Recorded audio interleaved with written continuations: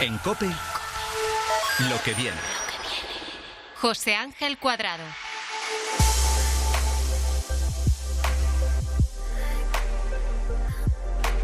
Continuamos aquí en COPE hablando de ciencia, hablando de tecnología, hablando de innovación. Estás en tu programa favorito. Muchas gracias por dedicarnos un ratito de tu vida cada fin de semana para escucharnos y sobre todo para que te descubramos qué es lo que viene. Cuarta temporada de este programa que cada vez suma más adeptos. Y mira, desde hace unos meses hay un concepto tecnológico que cada vez más compañías están intentando adoptar, el llamado IA First. También lo estamos haciendo aquí en y de Media en COPE. Enrique Galván, ¿qué tal? ¿Cómo estás? Bienvenido a Lo que viene. Muchas gracias, bienvenido tú también. Igualmente. Oye, ahora enseguida te presento, decimos a la audiencia de Lo que viene quién eres, qué cargo tienes y qué representas, pero antes que nada, vamos a lanzar un cebito, que esto me gusta mucho a mí en Lo que viene, para introducir la apasionante conversación que vamos a mantener. ¿Qué es esto del IA First y por qué las empresas ahora mismo quieren situarse ahí? Casi a modo de titular. A modo de titular, la IA es una transformación estructural, no es una visión ni una moda. Entonces, todas las compañías que quieran seguir compitiendo en el mercado pues tienen que adoptarla de una manera integrada en su comportamiento humano y organizativo. Qué bueno. Enrique Galván, CEO de Carácter, sois una consultora tecnológica, estáis especializada en varios sectores, banca, seguros, más de 800 personas profesionales tenéis, más de 1.000. 1.000 personas. Qué barbaridad. Y tú estás ahí al frente de todo eso, ¿cómo se gestiona? Ahí me dejan. Ahí te dejan. Vaya responsabilidad. Oye, a tu izquierda, y además lo agradezco muchísimo que esté aquí presencial en los estudios de COPE, está Carlos Villegas, que es el responsable de IA en Carácter. Carlos, bienvenido también a este programa. ¿Cómo estás? Muy bien. ¿Cómo estás viviendo esta irrupción absoluta de la inteligencia artificial? Yo decía, en el 25 fue el hype de la IA, es verdad, sobre todo por la democratización, la llegada de ChatGPT, el uso casi masivo en nuestro día a día. Y en este 2026 yo creo que ya los proyectos empiezan de verdad a cristalizar y empezamos a ver eso que va más allá de ChatGPT. Es correcto, sí. Pues mira, lo estoy viendo en primera línea a través de Carácter, que es una empresa que tenemos clientes de primer nivel. Y estamos viendo, como tú dices, una evolución en el mercado donde estamos pasando de un prototipo a ya tener implementaciones a nivel productivo con impacto real en el negocio y no solamente en lo tecnológico, ¿no? Qué bueno. Oye, prometemos a la audiencia que esta sección la vamos a aterrizar, vamos a hablar de temas que les interesan a todos aquellos que nos escuchan. No vamos a hablar de empresa y así a nivel abstracto, así que la gente que no desconecte, porque vamos a contar cosas muy interesantes. Porque, Carlos, vamos a poner ejemplos concretos. ¿Cuántas decisiones hoy en día dentro de un banco, por ejemplo, están influidas por inteligencia artificial, aunque los clientes, que somos nosotros, es la audiencia que nos está escuchando, no lo perciba? Es una pregunta. Mira, yo creo que el 80% de las cosas que están implementadas en un banco no se ven, se suceden en middle y back office. Pero luego tenemos un 20% que sí que estamos teniendo aplicaciones donde ya conviven con el cliente, ¿no? En donde pues les podemos dar recomendaciones, ciertos servicios ya muchísimo más personalizados que con otras tecnologías, pero sí que yo creo que el 80% o la gran mayoría pasa detrás de lo que es el cliente. Porque, por ejemplo, ¿la banca está usando inteligencia artificial, por ejemplo, para detectar fraudes, posibles fraudes? Definitivamente, que es verdad que hay una gran diferencia entre lo que es la IA actual, que es la IA generativa, y la IA tradicional. Se tienen desde muchos años antes aplicaciones de IA tradicional, más determinista, más, digamos, confiable, y ahora estamos viendo aplicaciones más para automatizar procesos, mejorar operaciones con IA generativa. Qué bueno. Oye, Enrique, me decías, ¿no? Esto de la IA está permeando ya en las empresas. Cada vez más compañías quieren estar con esta tecnología porque la necesitan para competir dentro del mercado. Y la pregunta es, más allá de la banca, por ejemplo, háblanos de otros proyectos de los que estéis especialmente ilusionados porque estáis trabajando con inteligencia artificial y esas compañías. Bueno, yo creo que lo más importante es que la IA es una herramienta. Pongamos en contexto qué es la IA. La IA no piensa como un humano, no tiene conciencia como un humano. La IA es un gran motor de datos, o sea, la IA, el hype que has comentado tú que se ha dado por la convergencia de tres grandes eventos, ¿no? Capacidad de cómputo como nunca se ha concebido en el pasado, en toda la historia, muchos datos digitalizados y una tecnología que permite aprender. Entonces, todo esto ha hecho que la IA se comporte con unos patrones probabilísticos. No entienden la semántica de esta conversación como estamos teniendo tú y yo. Eso le da la gran ventaja y a la vez su gran límite. ¿Cuál es su gran ventaja? Si comparamos la IA con la capacidad de cálculo que puede tener un humano, nos gana en ese mundo de capacidad. pero la IA aprende de los modelos que estamos implementando. Y si tú utilizas esa capacidad de cómputo con un modelo equivocado, el resultado no es bueno. Entonces la IA la tenemos que ver como una herramienta, entonces como una herramienta que las empresas tienen que integrar en su organización y en su comportamiento humano. Por eso decimos que quien no esté en el mundo de la IA con esta concepción, no para sustituir a un ser humano, sino para potenciarle, para darle más habilidades, pues en unos años quedarán completamente fuera de la competitividad.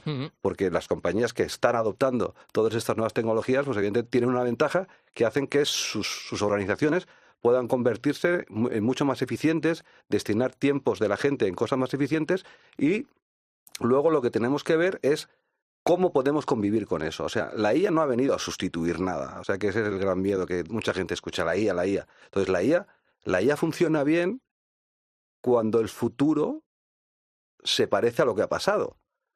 La IA, cuando el futuro no se parece a lo que ha pasado, ahí se pierde. Ahí se pierde.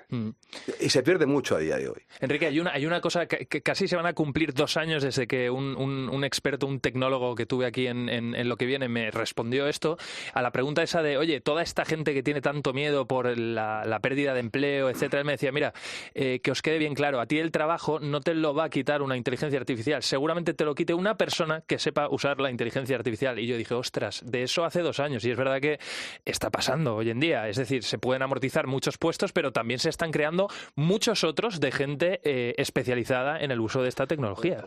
José Ángel Cuadrado. Sí. En el mercado laboral, si miramos desde una perspectiva histórica, han habido muchas transformaciones, ¿no? Ha habido transformaciones mecánicas que sustituían a la base de la fuerza. Hemos tenido transformaciones de tareas administrativas, que es la que comentaba antes Carlos, con una IA que era una IA muy algorítmica, muy de patrones, muy de reglas. Lo que pasa es que la IA generativa lo que está intentando automatizar es las tareas más cognitivas. ¿Esto quiere decir que tiene que hacer desaparecer las tareas cognitivas del ser humano? No. O sea, lo que el ser humano tiene que profundizar en aquellos criterios que te hacen hacer diferentes, con lo cual vamos a tener una nueva readaptación de lo que son las nuevas funciones. ¿Quién se tiene que preocupar? El que le tenga miedo a la adopción. El que no le tenga miedo a la adopción le va a dar tenemos unas herramientas muy potentes que le van a hacer ser mejor profesional. Enrique, te voy a hacer ahora una pregunta, pero te voy a dar unos minutos para que la vayas pensando, te la voy a lanzar ya para que vayas ahí reflexionando. Decías, hay algunas capacidades humanas que la IA nunca va a sustituir o que va a ser muy difícil que sustituya, y eso tenemos que seguir trabajándolo las personas. Te voy a preguntar por esas capacidades, ¿vale? Vete pensándolas, aunque seguro que las tengo claras. Ya te las tienes claras. Bueno, pero voy a dejar yo ahí el cebito para que la gente no se desenganche. Y antes le pregunto a Carlo, que además es un tema que a mí me parece muy, muy interesante, cuando una compañía como la banca, bueno, un sector como la banca, adopta la inteligencia artificial en diferentes procesos. Una de las cosas quizá que tiene que blindar es el de la seguridad, es decir, que esa inteligencia artificial no meta la pata. Porque yo estoy pensando, por ejemplo, imagínate en un banco que se apoya en una inteligencia artificial para decidir si concede o no una hipoteca a una persona. Es una decisión muy gorda. Sensible. Y puede haber algún error. ¿Cómo hacemos para que eso no suceda? Perfecto, pues mira, es verdad que por naturaleza y la base de la IA sí que puede tener errores, pero ahí es donde entramos los expertos de IA, ¿no? Para aportar esos mecanismos de seguridad, guardar raíles, otros mecanismos de memoria, ¿no? Para que sepa qué tiene que decir, qué no tiene que decir, y poder ver exactamente dónde se equivoca, reentrenarla. Entonces, todos esos mecanismos que van por encima de una IA, digamos, como de cajón, permiten que tengas una IA bastante robusta, ¿no? Además que luego, pues, no es solamente una IA la que ejecuta un proceso end-to-end, como puede ser esto que comentaba, sino que son diferentes inteligencias artificiales orquestadas en un proceso que esta misma orquestación permite que la gestiones correctamente, una gobernanza en seguridad, en comportamiento, todo esto. Y por supuesto la decisión final entiendo que debe seguir estando efectivamente, en las personas, Enrique, que por ahí van también los tiros, ¿no? Es que completando a mi compañero, es que hay un error muy grande, que es precisamente la pregunta ya tiene confusión, ¿no? La IA es una máquina, siempre será una máquina, y las máquinas no tienen responsabilidades. La responsabilidad o lo tienen los humanos o las organizaciones, con lo cual ninguna IA dará una hipoteca nunca. Siempre habrá alguien tomando la decisión final, claro. Nunca. Una cosa es que te recomiende algo, ¿no? Claro, eso es... Pero al igual que si tú haces una suma de 1.500 millones contra 7.500 trillones, ¿y quién te la hace más rápido? ¿Una calculadora o tú ahora mismo pensando rápidamente, ¿no? O sea, es una herramienta más. Una herramienta muy potente que constantemente está aprendiendo, pero no va a aprender a tomar decisiones. entramos dentro del campo de los futuribles, ¿no? De que si las máquinas... O sea, lo que la IA a día de hoy hace es cálculo. Cálculo y datos. Si queremos hacer una peli y queremos hablar de que las IAs tengan conciencia, ahí está el debate, ¿no? ¿Cuándo una IA tendrá conciencia o no? A día de hoy no está sobre la mesa. Forma más parte de la película, ¿no? Bueno, ahí está Molbook, ¿no? Ese entorno del que se está hablando mucho últimamente, en el que se han soltado varios agentes de IA que están hablando de sus cosas, aunque es verdad que luego por detrás siempre hay alguien que, aunque sea de entrada, le dice tira por aquí. Porque claro, ellos no tienen esa conciencia, Enrique. Pero correcto, y nunca la tendrán. Yo soy de esa tesis, ¿eh? Hay muchos, en este mundo hay muchas opiniones, o sea, yo creo que la IA como cómputo y cálculo sí, como conciencia, que ellas mismas sean responsables, se den cuenta de lo que están actuando y que tengan una ética y una moralidad para poder optar y no como un ser humano. ¿Cuál es la potencia que tiene un ser humano? Un ser humano tiene la potencia de que en base a su libertad puede ejecutar un acto que sabe que está mal. Una IA nunca hará eso, ¿no? Entonces yo creo que esa diferencia es la que pasamos de la IA que estamos hablando para la empresa a la IA peli. Pero centrándome en lo que tú me has dicho, o sea, la IA, todo lo que sean valores humanos no lo va a sustituir. ¿Dónde va a estar el futuro del ser humano? Pues el futuro del ser humano es el que va a poner las capacidades de criterio. Claramente, el criterio lo va a seguir imponiendo la mente humana, el pensamiento humano, la conciencia humana. La capacidad de tener empatía. Esa red social que tú comentas, que hablan entre esos agentes, pues no sé si son muy empáticos o no son muy empáticos entre ellos y están entendiéndose entre ellos, ¿no? La capacidad de negociación. La capacidad de negociación, en una capacidad de negociación, no todos los valores se pueden poner encima de una mesa. En las negociaciones bilaterales, en la cual tu lenguaje corporal muchas veces te está facilitando o no facilitando una negociación. Y eso una máquina no lo va a entender. Probablemente podrá llevar una negociación llevada por máquinas, a lo mejor llevaría a otro resultado. Probablemente más racional, pero no más efectivo. Estamos viendo racionalidad versus efectividad, ¿no? Y luego la capacidad de liderazgo. Entonces, somos una compañía tecnológica, muy tecnológica, vivimos de implantar tecnología, pero para hacer la vida más fácil a los humanos. O sea, con lo cual, nuestra tesis siempre es tecnología con human in the loop. Casi que terminaría aquí la entrevista porque poco más hay que añadir a esto que a esta reflexión que acaba de hacer Enrique Galván, que es el CEO de Carácter, pero aún tengo un par de cuestiones que quiero trasladaros antes de despediros. Está siendo apasionante esta conversación hablando de la inteligencia artificial y de todas las consecuencias que está teniendo y que va a tener, porque desde luego es el presente y es lo que viene. Carlos, sacad un poco de músculo, háblanos de 1 o 2 proyectos en los que estéis ahora mismo involucrados y que de verdad sean chulos, o sea, que la gente ahora al escucharlos diga wow. Sí, pues mira, yo creo que el primer caso de uso súper potente, con mucho impacto, es aplicar IA para el desarrollo de software, no solamente como un componente aislado, sino bajo un ciclo de vida de desarrollo de software. Vale, pero ponnos ese ejemplo, a ver, ¿y eso en qué cristaliza? ¿En qué es? Cristaliza en un aumento de la productividad del empleado, ¿no? También cristaliza en que al tú cambiar la forma del trabajo de esos desarrolladores, estás cambiando el modelo operativo de la empresa donde estás implementando esto, ¿no? Entonces esto conlleva a una evolución de los roles también. El desarrollador ya pasa no a desarrollar línea a línea un código, sino a gestionar un sistema de agentes que, como dice Enrique, su labor ahora es human in the loop, es verificar que el agente pues tiene en su contexto esa capacidad de entender los sistemas en los que tiene que desarrollar el código, que el código que sale el desarrollador o el evolutivo del desarrollador pues sea capaz de entender lo que nos está escupiendo la IA y validarlo, ¿no? Entonces, definitivamente yo creo que ese es el caso de uso con mayor impacto que estamos viendo. Es precisamente en lo que ahora mismo es muy bueno la IA, porque el código al final no deja de ser algo determinista, algo seguro y confiable.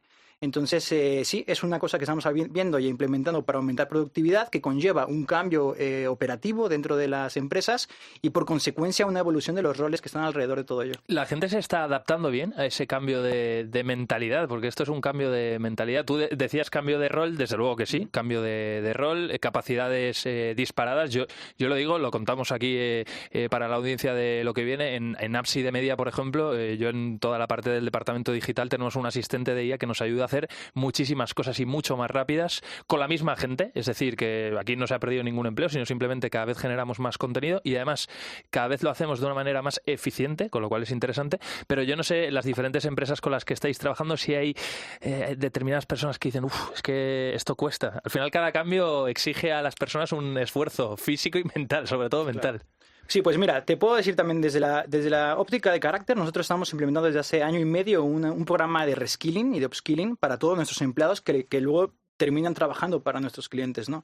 Entonces ahí todas estas personas que pasan por este programa están recibiendo una capacitación que les permite tener las aptitudes y conocimientos para adaptarse muchísimo mejor a estos cambios y lo que el cliente ya les vaya a poner.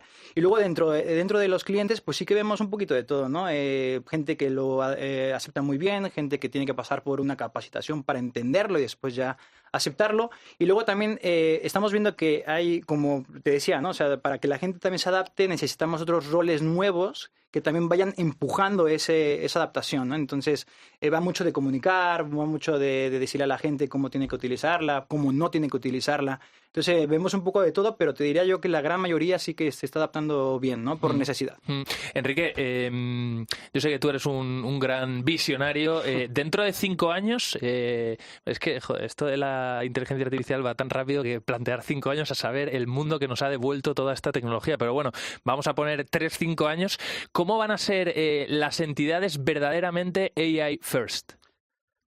Pues depende de cómo tomemos decisiones. O sea, yo creo que el tema de la IA es un tema más de cómo se va a adoptar y adaptar esa tecnología que lo que realmente la IA es. O sea, la IA, si confrontamos la IA entre una herramienta que impacte en que todo lo que conlleve el incremento de productividad va a suceder una ola de despidos masivos, evidentemente vas a generar un rechazo, que es lo que no queremos. O sea, en el fondo, tenemos que llegar a un compromiso. Yo creo que dentro de 5 años, para que lo que tú has dicho sea la IA first, tiene que haber un compromiso social. O sea, esto es más que la tecnología, es un compromiso social.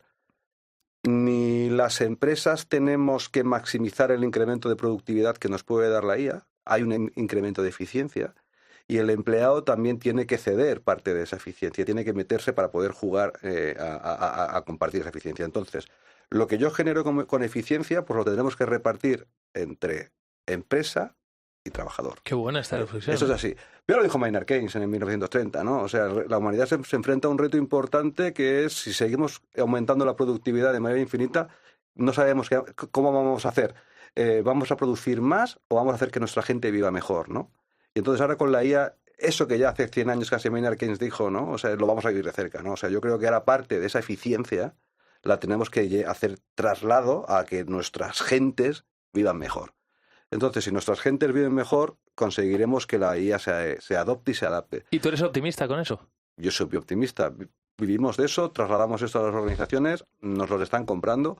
Lo que ha comentado Carlos de la nueva función de producción de software, está claro, lo estamos comentando en nuestros grandes clientes. Si nosotros toda la eficiencia con la nueva función de producción de software la trasladamos echemos a todos los programadores que nos sobren, no vamos a adoptar la IA.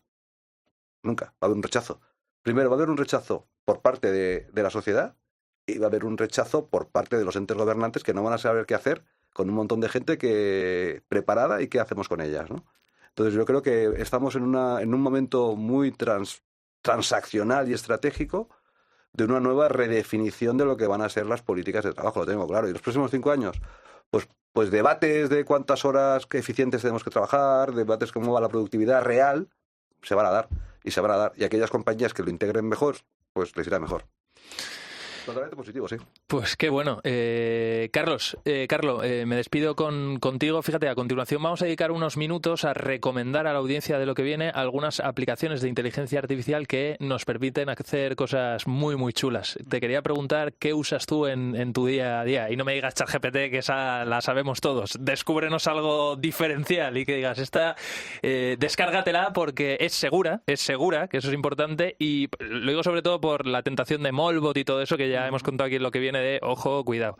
Pero que digas, esto lo tiene que conocer la audiencia de lo que viene. Venga, una buena recomendación. Pues mira, yo la verdad que pago y tengo 5 o 6 inteligencias artificiales. O sea, OpenAI tiene ChatGPT, tiene muy buenas aplicaciones para uso personal, para que te busque ciertas cosas en Internet, etcétera. Pero luego, por ejemplo, Cloud tiene capacidades que no tiene ChatGPT, son más para crear cosas, para poder crear una página de Internet, algo visual que puedas interactuar con ello, para estudiar. Digamos que Cloud te permite conectarte a más aplicaciones del entorno que en el día a día puedes utilizar. Y luego, últimamente, estoy utilizando mucho IAs para programar, ¿no? Como, por ejemplo, Devin AI estoy utilizando, que es brutal, con un prompt y algo un poquito más de detalle, puede hacer cosas muy robustas. También Antigravity de Google. Google tiene un ecosistema muy, muy completo. ¿Esta última para qué es? Es para para programar. Pero Antigravity de Google, pero es un sistema multiagéntico que, te orquesta diferentes agentes para programar. Y yo creo que también en el día a día, NotebookLM, que también es de Google, es muy buena. Y la uso. Es muy, muy buena para poder estudiar, para poder generar presentaciones. Y ahora recientemente en Character estamos implementando IA para poder trabajar directamente en Excel y en PowerPoint. Y esto la verdad que es algo que llevo 2 semanas con ello y me ha llevado una muy buena... Sí, pero es brutal. Muy bueno. Oye, me ha encantado desde luego compartir estos minutos con Enrique Galván, CEO de Character, y con Carlo Villegas, que es el responsable de IA en Character. Oye, Enrique, muchísima suerte y me encanta ese enfoque poniendo a la persona en el centro de todo que tenéis desde Character y que tú estás empujando, como decías, con una compañía de 1.000 trabajadores. Ahí es nada, tienes buena influencia entre mucha gente. Cuando tienes una convicción, lo mejor que puedes hacer es llevarla a cabo. Qué bueno. Enrique, un abrazo muy grande y estamos en contacto. Seguimos en contacto. Gracias, José. Carlos, mucha suerte también con todos esos proyectos que vas desarrollando y ojalá cada vez más empresas cuenten con vosotros. Cuídate mucho. Muchas gracias. Continuamos aquí en Lo que viene, hablando de ciencia, de tecnología, de innovación y, ojo, con las recomendaciones, aplicaciones, plataformas de IA que os vamos a poner encima de la mesa en los próximos minutos. No te marches. En COPE.